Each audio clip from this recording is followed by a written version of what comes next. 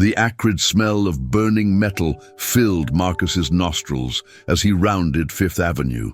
At 17, he had learned to notice everything on these streets, every shadow that might hide danger, every opportunity that might mean survival. But nothing had prepared him for the sight before him. A sleek black Mercedes was engulfed in flames, crashed into a concrete barrier. Through the smoke, Marcus could see a figure slumped over the steering wheel. Most people were running away, pulling out phones to record from a safe distance. The distant wail of sirens suggested help was coming, but Marcus knew from experience that sometimes help arrived too late. His worn sneakers carried him closer to the inferno. The heat hit his face like a physical wall, making his eyes water. Every instinct screamed at him to turn around, to walk away like he had learned to do from so many dangerous situations. But something about the stillness of the figure made him pause. This wasn't just property damage. This was a human being, trapped and unconscious, with flames creeping closer by the second. Marcus had spent 3 years living on these streets, invisible to most wealthy people who walked past him daily. He had been ignored, dismissed and forgotten by a society that seemed to have no place for someone like him. Yet here he stood, faced with a choice that would define everything that came after. The fire roared louder, and Marcus made his decision. Without hesitation, Marcus sprinted toward the burning vehicle. The metal door handle was scorching hot, burning his palm instantly, but he pulled hard. The door was jammed from the impact. He could see the man inside more clearly now, middle-aged, expensive suit, blood trickling from his forehead. Marcus grabbed concrete debris and smashed the passenger window. Glass rained down as he cleared the opening and crawled inside the smoke-filled cabin. The interior was like an oven, leather seats beginning to smolder. He fumbled with the seatbelt release, his fingers slick with sweat. The belt retracted with a soft click. Now came the hardest part. The man was significantly larger than Marcus, who had always been small, made smaller by irregular meals and street life. Grabbing the man under his arms, Marcus began pulling him through the window. Halfway through, the man's eyes fluttered open briefly. For a moment their gazes met, the homeless teenager and the businessman. The man's dark brown eyes were filled with confusion, but also recognition of Marcus's humanity. With one final surge of effort, Marcus pulled the man clear and dragged him several yards away. They collapsed together on the sidewalk, both breathing heavily. Marcus's clothes were singed, his hands blistered, but they were alive. The Mercedes exploded behind them, the blast knocking them flat. Marcus threw himself protectively over the injured man, shielding him from debris. When the chaos subsided, the stranger stared up at him with profound bewilderment. "Why?" the man asked simply. Marcus didn't have an answer. The paramedics arrived within minutes. Marcus tried to step back as they approached, but the injured man's hand grasped his wrist. "Don't go," the stranger said. "Please." One paramedic noticed Marcus's burned hands. "You need medical attention too." Marcus shook his head automatically. Hospitals meant questions, paperwork, people who might call social services. At 17, he was still vulnerable to being pulled back into a system that had failed him. "I'm fine," he insisted. The injured man, now on a gurney, turned toward Marcus. "What's your name?" "Marcus," he replied without thinking. "Marcus, I'm Alexander Chen, and I owe you my life." The name meant nothing to Marcus, but he could see recognition in the paramedic's eyes and the growing crowd. Alexander's eyes never left Marcus's face. "He comes with me," Alexander said firmly. "He's hurt too, and he's my responsibility now." Marcus wanted to protest, but the burns were starting to throb with serious pain, and something in Alexander Chen's voice suggested this wasn't a request he would easily refuse. The emergency room at Presbyterian Hospital was a world Marcus had never experienced. Everything was clean, bright, and efficient. a stark contrast to the free clinics where he'd occasionally sought treatment for minor injuries. The staff moved with purpose, their uniforms crisp and their equipment state-of-the-art. Marcus sat on an examination table while a young doctor cleaned and bandaged his burned hands. The pain medication they'd given him made everything feel slightly surreal, as if he were watching someone else's life unfold. "You're lucky," the doctor said as she worked. "These are second-degree burns, but they should heal without permanent damage if you keep them clean and dry." Through the thin curtain separating his bed from the next, Marcus could hear doctors discussing Alexander Chen's condition. Concussion, 3 broken ribs, smoke inhalation, but nothing life-threatening. He would recover fully. A nurse appeared with discharge papers and a small bag containing burn cream and fresh bandages. "Mr. Chen has requested that all your medical expenses be charged to his account," she said matter-of-factly. "He also asked me to give you this." She handed Marcus a business card, heavy, expensive paper with embossed lettering. "Alexander Chen, Chief Executive Officer, Chen Industries." Below the title was a phone number written in careful handwriting. "He wants to see you before you leave," the nurse continued. "He's in room 314 when you're ready." Marcus stared at the card, turning it over in his bandaged hands. Chen Industries. He'd seen that name on buildings around the city, on construction sites and corporate logos. This man he'd pulled from a burning car wasn't just wealthy. He was one of the most powerful people in the city. The realization should have been intimidating, but instead, Marcus felt something else: curiosity. In his experience, rich people didn't usually want to have conversations with homeless teenagers. They certainly didn't pay their medical bills or ask to see them afterward. Against his better judgment, Marcus found himself walking toward the elevator, the business card clutched carefully in his bandaged hand. Room 314 was private with a city skyline view. Alexander sat propped up in bed, bandaged but alert. He'd changed into a hospital gown, which made him seem more human, less intimidating. "Marcus, thank you for coming. Please sit down." Marcus remained standing near the door, ready to leave if necessary. "The nurse said you wanted to see me. I wanted to thank you properly. What you did today, most people wouldn't have risked their lives for a stranger." "Anyone would have done the same." Alexander smiled slightly. "No, they wouldn't have. Real courage is rare." He paused, seeming to weigh his words carefully. "I'd like to do something for you, to show my gratitude." Marcus tensed. "I don't need charity." "This isn't charity," Alexander said quickly. "It's an opportunity. I've built my company from nothing, and I recognize potential when I see it. Someone who would risk their life for a stranger, who would act without thinking of personal gain, that's the kind of character that can't be taught." "What are you talking about?" Alexander leaned forward slightly. "I'm talking about giving you a chance to build a different life. A job, education, a place to stay while you figure out what you want to do with your future." Marcus felt his heart rate increase. Offers like this didn't come to people like him. There had to be a catch, some hidden expectation or ulterior motive. "Why?" he asked, echoing Alexander's earlier question. "Because today you saved my life," Alexander replied simply. "And because I think you might save your own in the process." Marcus stared at Alexander for a long moment, searching his face for signs of deception or hidden agenda. In his experience, when something seemed too good to be true, it usually was.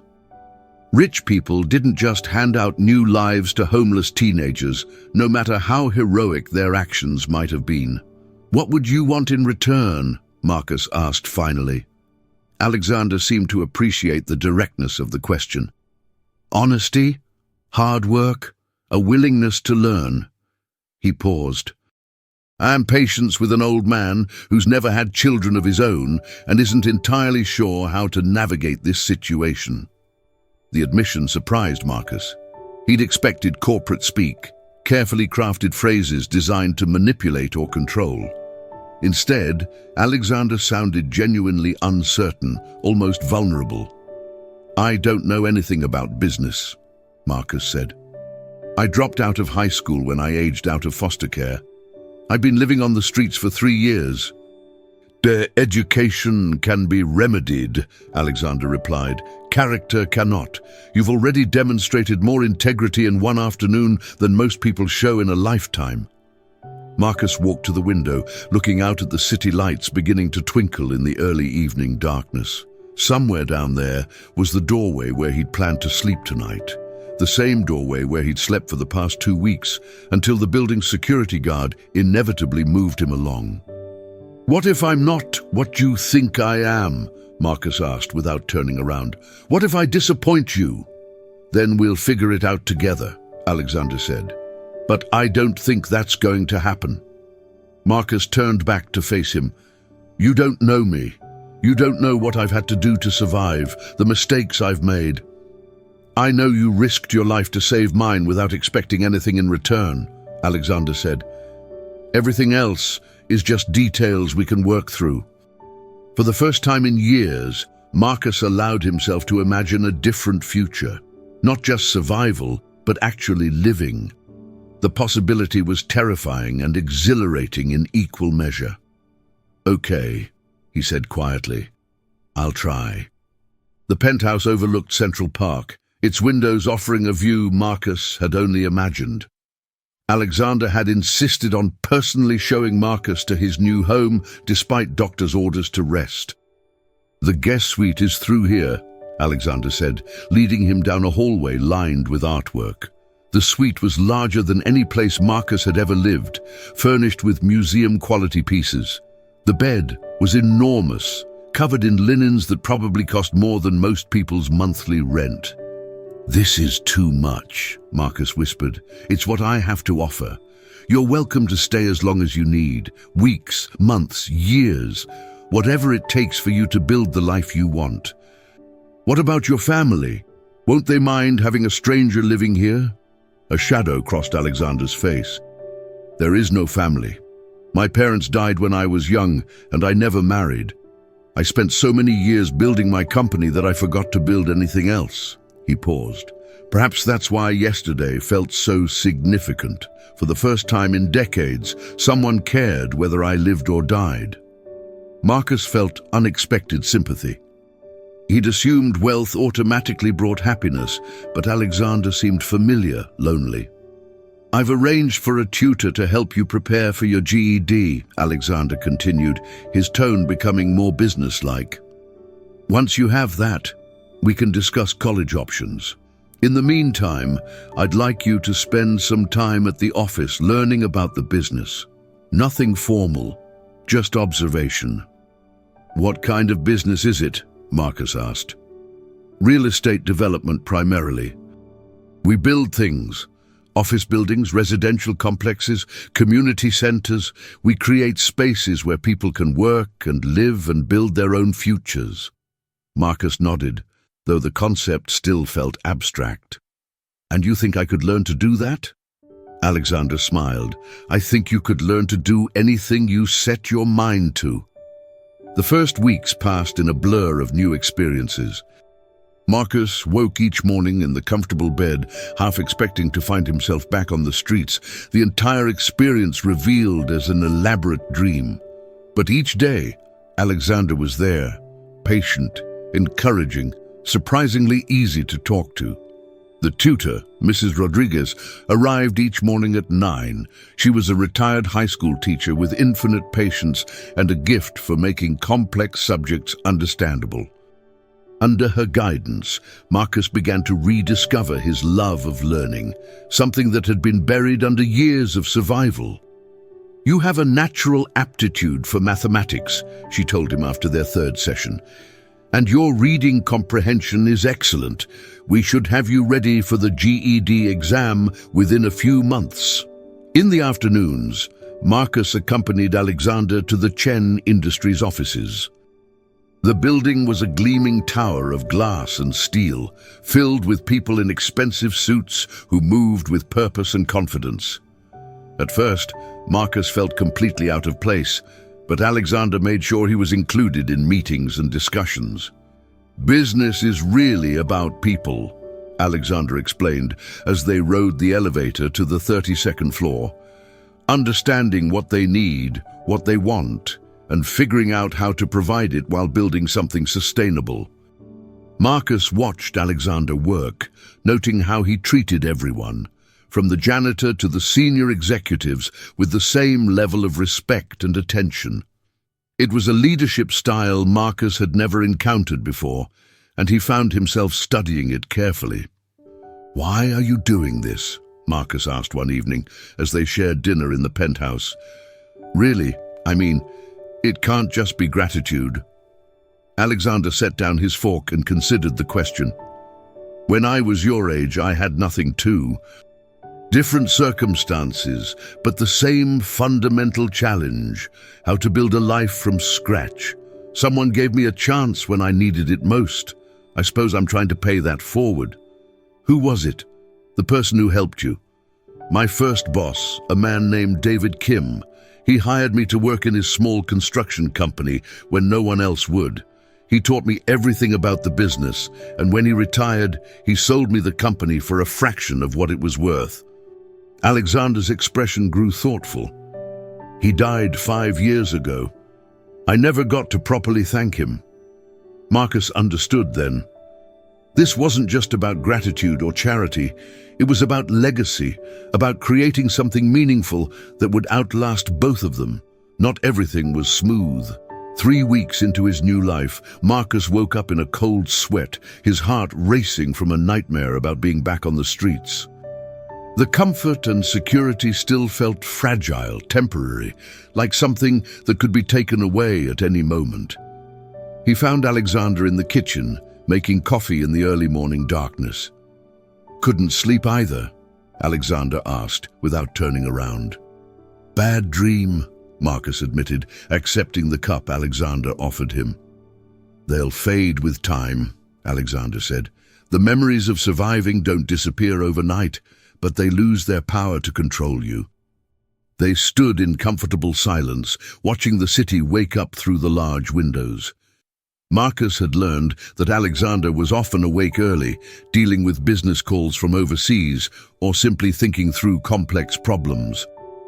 "I've been wondering," Marcus said finally, "what happens if this doesn't work out? If I can't learn fast enough, or if I mess up somehow?" Alexander turned to face him fully. "Then we try something else. There's no timeline here, Marcus. No performance requirements or probationary period. You're not an employee. You're family now." The word hit Marcus like a physical blow. Family! He'd given up on that concept years ago, had convinced himself he didn't need it. But hearing it now, from this man who had every reason to treat him as a charity case or business investment, brought tears to his eyes. "I don't know how to be family," Marcus whispered. "Neither do I," Alexander admitted, "but I think we can figure it out together." Later that morning, Marcus threw himself into his studies with renewed determination. Mrs. Rodriguez noticed the change immediately. "Something's different today," she observed. "You seem more focused." "I am," Marcus replied, working through a complex algebra problem. "I have something to work toward now."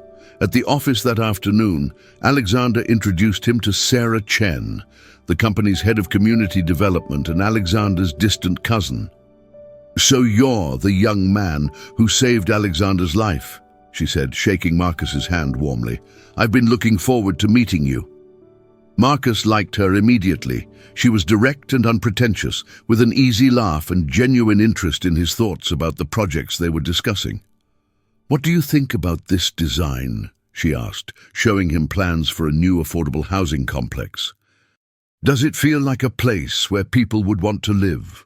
Marcus studied the blueprints carefully, thinking about his own experiences with temporary housing. "The common areas are good," he said finally, "but the individual units feel isolated. Maybe if there were more ways for neighbors to interact naturally. Sarah and Alexander exchanged a look that Marcus couldn't quite interpret. "That's an excellent observation," Sarah said. "Mind if I pick your brain about this some more?" 6 months after the accident, Marcus passed his GED exam with scores high enough to qualify for admission to several universities. Alexander insisted on celebrating with dinner at the city's most exclusive restaurant, despite Marcus's protests that he wasn't comfortable in such formal settings. "Confidence comes with practice," Alexander said as they were seated at a table overlooking the harbor. "And you've earned the right to celebrate." The evening was perfect until Marcus excused himself to use the restroom and overheard a conversation at the bar. "Did you see Chen brought that street kid again?" one man was saying to another. "I heard he's some kind of charity case, probably planning to rob him blind once he gains his trust. I give it 6 months before the old man comes to his senses," the other replied. "These people always revert to type." Marcus stood frozen in the hallway, the familiar shame and anger rising in his chest. Part of him wanted to confront them, to defend himself and Alexander, but another part, the part that had learned to survive by staying invisible, urged him to simply disappear. When he returned to the table, Alexander took one look at his face and knew something was wrong. What happened? Marcus told him about the conversation, watching Alexander's expression grow increasingly cold. "I'm sorry you had to hear that," Alexander said finally, "but I hope you know that their ignorance says nothing about your worth." "Maybe they're right, though," Marcus said quietly. "Maybe this is all too good to be true. Maybe I should go back to—" "Stop!" Alexander's voice was firm, but not unkind. "I won't let you diminish yourself because of other people's prejudices. You've worked harder in 6 months than most people work in years. You've earned everything you have." That night, Marcus lay awake thinking about the conversation. By morning, he'd made a decision. "I want to do more at the company," he told Alexander over breakfast. "Real work, not just observation." Alexander smiled. "What did you have in mind?" "Sarah mentioned that community outreach program you're starting. I want to be part of it. I want to help other kids who are in situations like I was." "That's a big responsibility," Alexander said. "Are you sure you're ready?" Marcus nodded. "I think it's what I'm supposed to do. I think it's why all this happened." Alexander reached across the table and squeezed Marcus's shoulder. "Then let's make it happen." 2 years later, Marcus stood in front of a group of teenagers at the new Chen Industries Community Center, a facility he'd helped design and plan. The kids were part of the mentorship program he'd developed, young people aging out of foster care, homeless youth, anyone who needed a second chance. "I know some of you are thinking this is just another adult trying to fix you," Marcus said, looking at their skeptical faces. "I thought the same thing when I was in your position, but I'm not here to fix anyone. I'm here to offer you the same thing someone offered me, an opportunity." He told them his story, from the burning car to this moment. Some listened intently, others remained guarded, but he could see recognition in their eyes. They understood that he'd been where they were. After the session, a girl named Jasmine approached him. She was 16, had been living in shelters since her grandmother died, and reminded Marcus painfully of himself at that age. "Is this for real?" she asked. "The job training program, the education support, all of it?" "It's real," Marcus assured her, "but it requires work, real commitment. Are you interested?" She nodded eagerly, and Marcus felt the same sense of purpose he'd experienced when Alexander first offered him a chance.